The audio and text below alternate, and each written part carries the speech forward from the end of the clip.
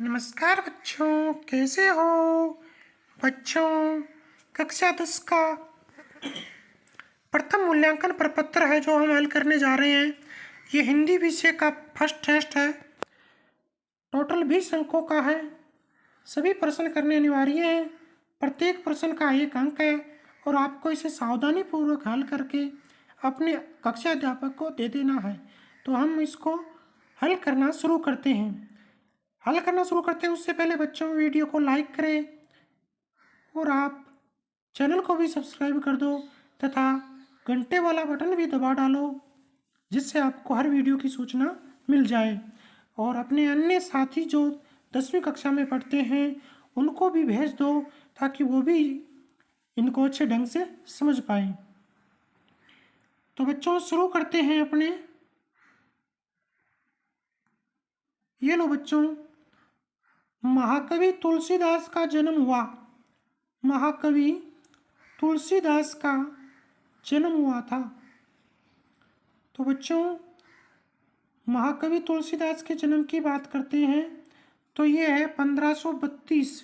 बच्चों 1554, 1558 कई ऑप्शन है इनके, कोई फिक्स नहीं है, परंतु अपने 1532 मानते हैं। अगला है तुलसीदास जी के गुरु कौन माने जाते हैं। तुलसीदास जी के गुरु कौन माने जाते हैं? नरहरि राम, हरिहरदास, नरसिंह राम, नरहरिदास। तो ये आपका बच्चों 2 नंबर उत्तर है, नरहरिदास। अगला प्रश्न है अपना, रामचरितमानस में कुल कितने कांड है? रामचरितमानस में कितने कांड है? 5, 6, 7, 9। कितने हैं? 7। वो कौन से कांड है? जैसे बाल कांड, अयोध्या कांड, उत्तर कांड, रामायण कांड, किष्किंधा कांड। इस प्रकार से आपके 7 कांड है। प्रश्न नंबर 4, लक्ष्मण परशुराम संवाद रामचरितमानस के किस कांड में संकलित है? यानी लक्ष्मण और परशुराम आपस में जो वार्तालाप करते हैं वो किस कांड के अंदर है, वो हमें जानना है।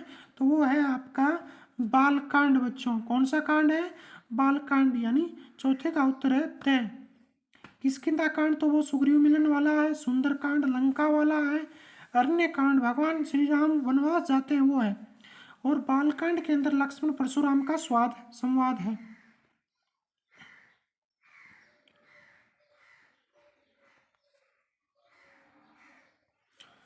आगे बढ़ते हैं बच्चों। प्रश्न नंबर 5, निम्नलिखित में से कौन सा ग्रंथ तुलसीदास जी द्वारा रचित नहीं है?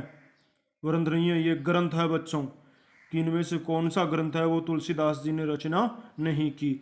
रश्मिरथी, विनय पत्रिका, कवितावली, रामचरितमानस। तो और तो है, लेकिन ये आपका रश्मिरथी है, 5वां का अ उत्तर है। छठे की बात करते हैं, तुलसीदास जी का जन्म किस गांव में हुआ? आरा, बांदा और राजापुरा और रामपुरा। तो बच्चों वो था राजापुरा। छठे का स है, राजापुरा। तुलसीदास जी का जन्म राजापुरा में हो।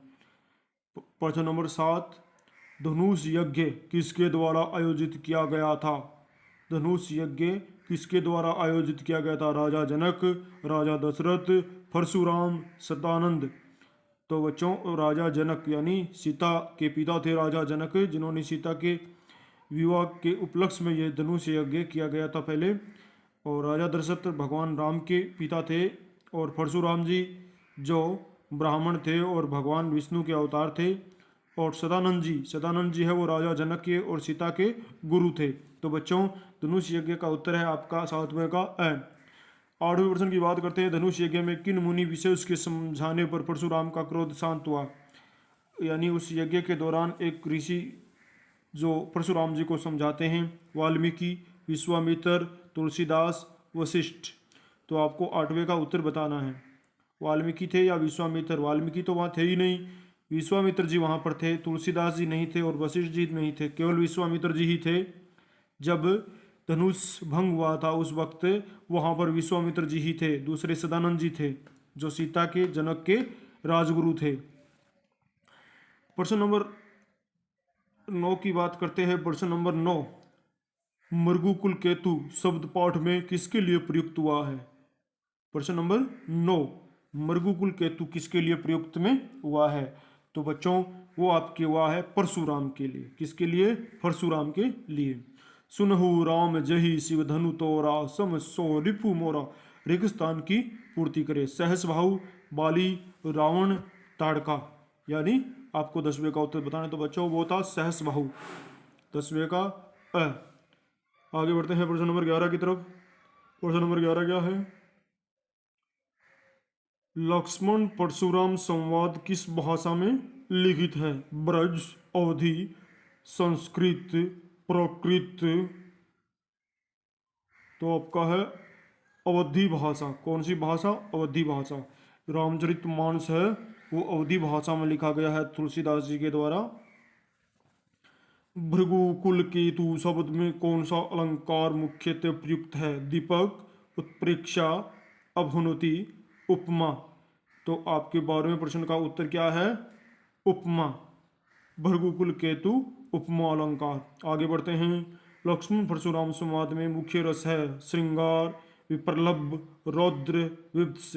यानी वो संवाद के दौरान आपस में कुसा करते हैं तो रौद्र कहेंगे अपने।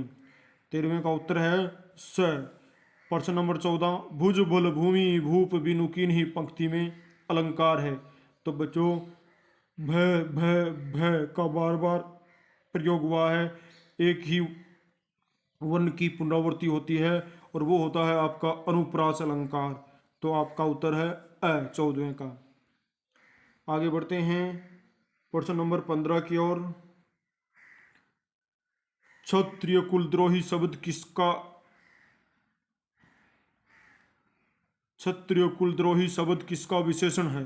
राम, लक्ष्मण, जनक, परशुराम। तो बच्चों वो आपका द उत्तर है। 15वें का उत्तर क्या है? द उत्तर है कि परशुराम जी ने कई बार क्षत्रिय कुल का नाश किया था। प्रश्न नंबर 16, छुई मुई एक पादप विशेष के लिए तुलसीदास जी ने क्या शब्द प्रयोग किया है? कुठारू, पहारू, कुम्हड़बतिया, कुम्हड़बतिया, बाना। तो 16 नंबर प्रश्न का उत्तर है आपका सी, कुम्हड़बतियाँ। क्या है? कुम्हड़बतियाँ। प्रश्न नंबर 17, लक्ष्मण परशुराम संवाद के अनुसार कुठारू किसका शस्त्र विशेष है? लक्ष्मण परशुराम संवाद के अनुसार कुठारू किसका शस्त्र विशेष है? लक्ष्मण, परशुराम, राम, शिव। तो यह है परशुराम का। 17 का उत्तर क्या हो गया? ब। कोटि, कुलस, सम, बचनु, तुम्हारा पंक्ति में कौन सा अर्थालंकार है? उपमा, उत्प्रेक्षा, दीपक, अनुप्रास। तो ये आपका अनुप्रास अलंकार है।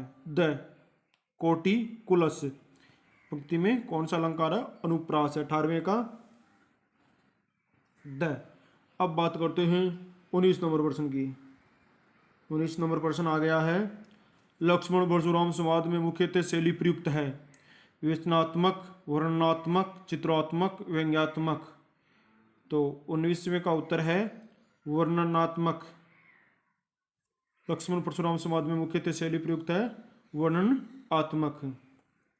और 20वां, लक्ष्मण परशुराम संवाद में कौशिक शब्द किन ऋषि के लिए प्रयुक्त हुआ है? परशुराम, गौतम, विश्वामित्र, वशिष्ठ। तो ये हुआ है वशिष्ठ विश्वामित्र जी के लिए। लक्ष्मण परशुराम संवाद में विश्वामित्र जी के लिए प्रयुक्त में हुआ है।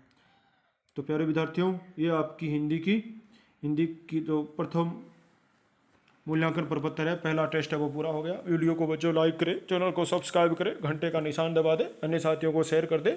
अगले वीडियो में मिलेंगे, तब तक के लिए टाटा टाटा टाटा।